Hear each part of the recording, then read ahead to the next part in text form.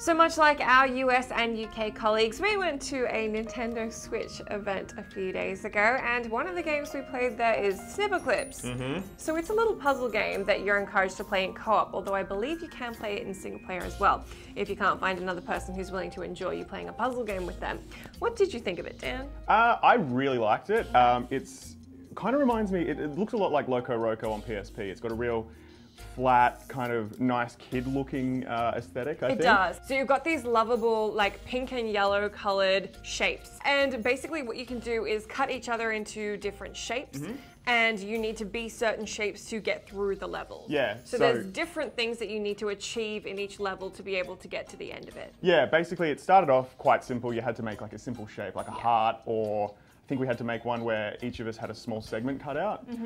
But then it got really complicated. It did. It got super complicated like 3 or 4 levels in, to the point where actually I'd have to say this is not a kid's game at all. Like I got to a point about 4 levels in where we were like, oh, this isn't just about rotating slightly left or right and becoming a heart.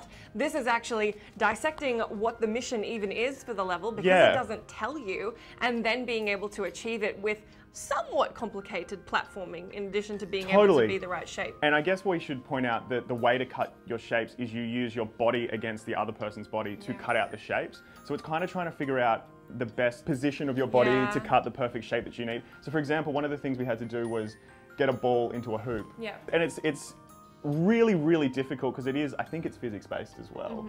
So getting that ball and you're trying to make a wedge and then trying to fling it with each other, it's very, very complicated. But I had a really great time with it. I really loved it. I played it twice and I thought it was really great. We only had a 10-minute session with it, so it's hard to speak to how much the difficulty ramps up or anything like that. I got a little tired of the levels personally, but it was more complicated and interesting than what I expected it to be. I think playing co-op on the Nintendo Switch works really well, because obviously each of you gets a Joy-Con controller. There are certain buttons associated with cutting each other into different shapes, with jumping, with crouching down, everything you need to do to move forward in the levels by getting yourself into the right position. The Joy-Cons are great, but they are quite small. They're very small. And the thumbsticks, I've noticed, are in the center of the actual controller, so it's a little bit strange, but I never found it a problem. I found them quite comfortable. The only thing for me was, I'm pretty sure you can play this in a bunch of different modes. Obviously the Switch can be played on the TV, on handheld, a bunch of different ways. We were playing it with a little screen and we had the Joy-Con controllers just in front of it.